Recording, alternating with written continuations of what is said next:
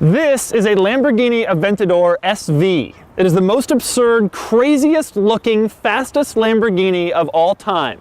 And today, I'm going to review it. Now, in this review, I'm going to show you around the Aventador SV, and then I'm going to take it out on the street and tell you what it's like to drive this ridiculous concoction on public roads. And for more of my thoughts on that, you can click the link below to check out my column on autotrader.com/oversteer. Now, before I do all that, here's something insane. The Aventador SV starts at $494,000, and that is before options, and there are many options. This one was listed at $535,000. Do you have any idea what you could buy with $535,000? This 6-bedroom house in Iowa on 18 acres. So what exactly makes the Aventador SV cool enough for a $500,000 price tag? Well, let's start with the obvious. To make the SV, Lamborghini took the regular Aventador and decided 690 horsepower wasn't enough, so this one has 740. The SV also lost 110 pounds and gained some crazy styling touches. The result is 0 to 60 in 2.7 seconds and a top speed of nearly 220 miles per hour. But what about its weird quirks? One of the most interesting is the door handles. How do you open the doors on a car with scissor doors? Well, the door handle itself is located on the door sill. You push the top part, you pull the latch, and then you push the door open with your shoulder or with your arm. When it's time to close it, you pull the little red loop they put in order to save weight for the SV model. Here's another interesting quirk most Aventador owners probably don't even know about.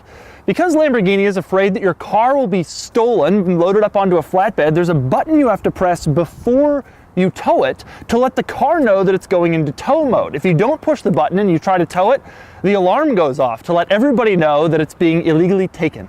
The center control stack in this car is quite interesting. For one thing, that's where you'll find the start button. Flip up this little red thing, press start, like you're starting a fighter jet. One thing you won't find in the center control stack is the CD player, and that's not because this car doesn't have one. Instead, it's because it's located down here where your knee goes when you're driving the car, probably in order to save some space in the middle. Another interesting thing about the interior is there is absolutely no storage space anywhere. Now, this won't surprise people who've spent a lot of time in exotic cars, but it's extreme in this case. The center console doesn't open. It's just there.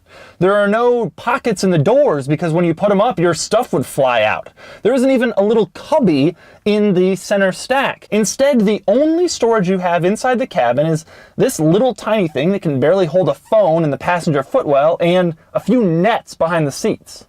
Not that it's easy to get to these little nets behind the seats because, well, these seats are very different from your seats in your normal everyday car. For one thing, they're all one piece, so you can't exactly fold the back forward. Instead, if you want to move them, it comes as a whole unit. More importantly, they're really, really tight. So when you sit in the car, it feels like you're being hugged by carbon fiber. So you're probably thinking, at least there's a lot of space up front in the trunk, right? Not exactly. Unlatch the trunk from inside the car and open it, and you'll discover that this is all there is. Now, one of the things you'll notice about the front of this car is that it's tremendously low to the ground, and that means you won't always clear stuff. But Lamborghini knows you're not always going to be driving this thing on a racetrack where everything's smooth, so they fitted it with a front axle lifting system.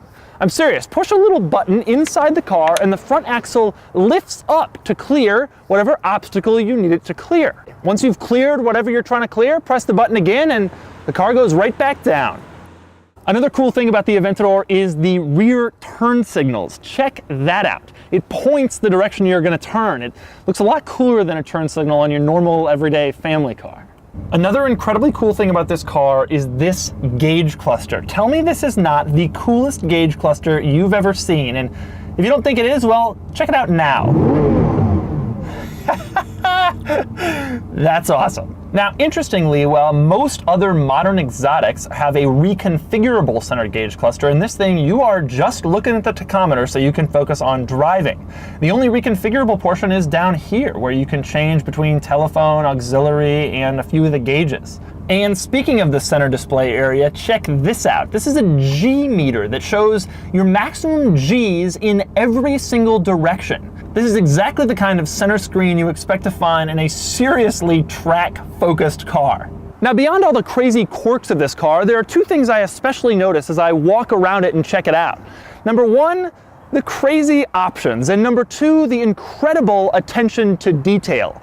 We'll start with the crazy options. I have here the original window sticker to this car, which shows an original MSRP of $534,809. I'm going to read you a few of my favorite things from this window sticker. Number one, on a 1 to 10 scale of fuel economy, this car gets a 1. It also says that compared to the average new vehicle over 5 years, you'll spend $10,000 more in fuel costs, but the options are the most interesting thing. There's a tiny little fire extinguisher in the passenger footwell. That thing, $800. The rear air intakes are finished in carbon fiber. They look beautiful.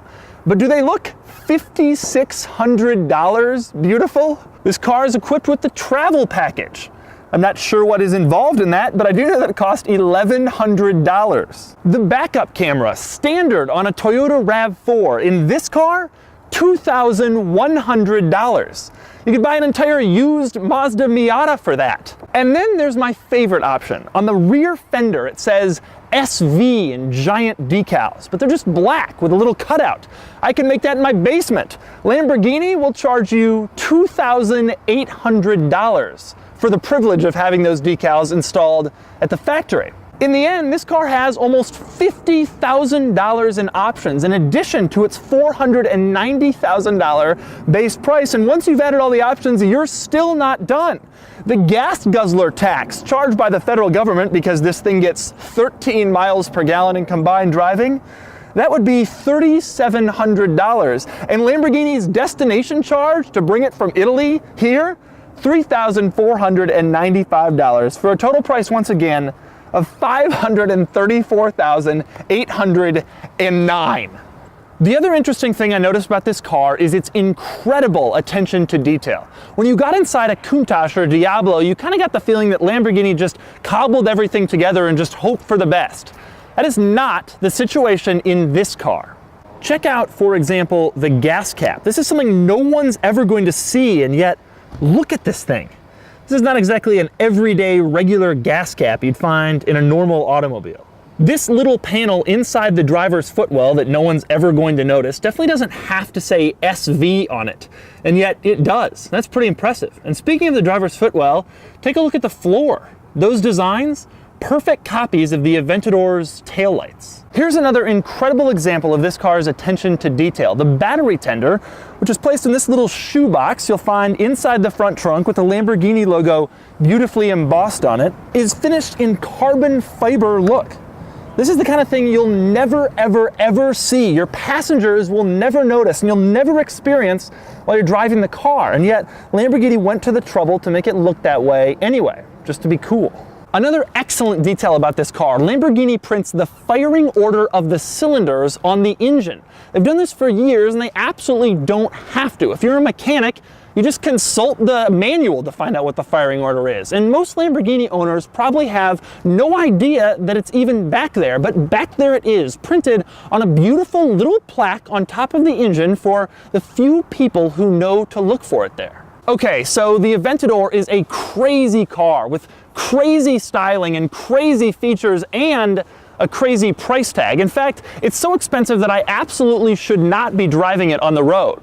And so right now I'm going to take it out on the road here in the Washington, D.C. area, where this car comes to me courtesy of a viewer named Paul, who's on YouTube as Blue Whiskey. I strongly suggest you subscribe to Paul's channel because, well, the man has an Aventador SV. Do you need any other reason?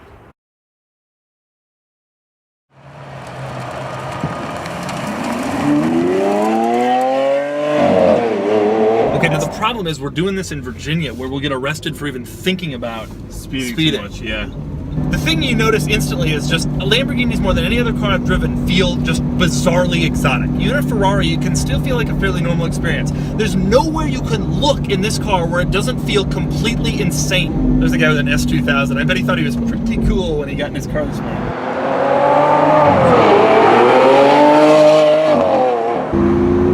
Man, listen to that noise. Woo!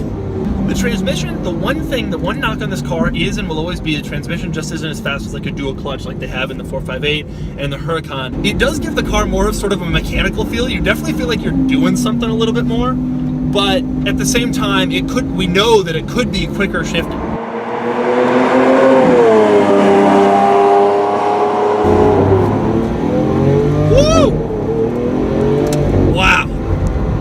So fast you can feel that this is not the light little car that the Huracan was. This thing actually has some weight to it. I feel like the stakes are a lot higher than the Huracan with this car. I know that it's bigger, I know that it's wider, faster, all that stuff, much more powerful. It also is more insane looking, and of course it's more expensive. This is like a Huracan completely on steroids. Do a U-turn. Oh, the turning radius is nowhere near as bad as Lamborghinis of old. Like a Countach, that'd be like a 9-point turn. God, it's just so weird to drive this around normal cars. I mean, I just passed an Acura RSX and I'm looking up at him like he's driving an SUV. With that said, the driving experience isn't like so insane that no one could manage it. I feel like I could put a normal person in this car and they'd be able to figure it out with a little bit of a tutorial about how to use the paddles. It's not so crazy that you're like sitting in this cramped space and you can't see anything. You could, in theory, drive this car fairly frequently. You know, old Lamborghinis, you had to really work with an insane clutch and deal with the gated shifter, and the ergonomics were terrible and you couldn't see anything. This one, you don't make any crazy compromises, but you are acutely aware of what you're driving at all times. But I think that's kind of cool.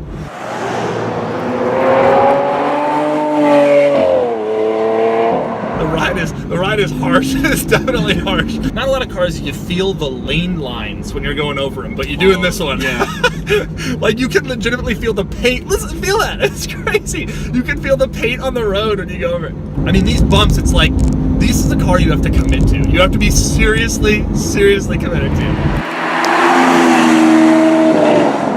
Everybody notices. It's incredible. These people in this Altima are just like pointing like crazy. Get out the camera phone. Yep.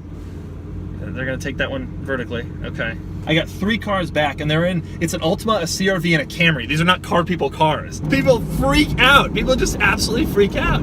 I've driven a lot of cars where people freak out too, but this is insane. Everybody notices and looks. When someone doesn't look at this car, it's like kind of an event. It's like, whoa, that guy didn't notice. What's his deal? What's he thinking about? It's interesting because car people like to pretend that everybody notices their car. People are like, oh, I got my BRZ, and you see how many looks I'm getting, and it's like, you're not getting any looks. But this thing, like nothing I've ever driven before, not even on a similar level of anything I've ever driven before.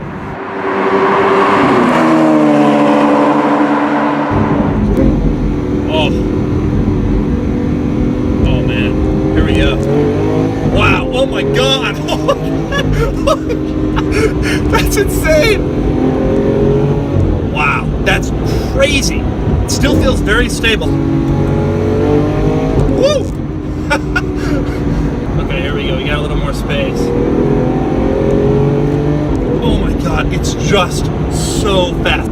And now at normal speed on the highway, it's just stable. You still feel bumps. You feel bumps more than in any other car. However, the car is pretty stable. If I take my hand off the wheel, it doesn't track in any one direction. It doesn't tramline based on the road. It goes dead straight like a German car would, which is kind of nice. There's some German influence in this thing that's not necessarily a bad thing.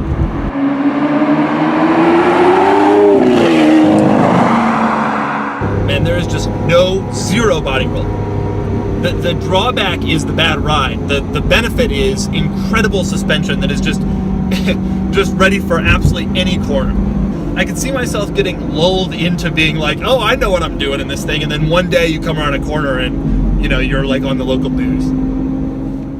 So that's everything you need to know about the Lamborghini Aventador SV. It justifies its $500,000 price tag because it's one of the most ridiculous cars I've ever driven, and frankly, one of the most ridiculous cars I've ever seen. It has insane styling, it has crazy power. Just look at it, it's the most Lamborghini of Lamborghinis. You cannot possibly be around this car or in this car and not be having fun. Yes, it is expensive, but admit it, you would much rather have this thing than that 6-bedroom house in Iowa.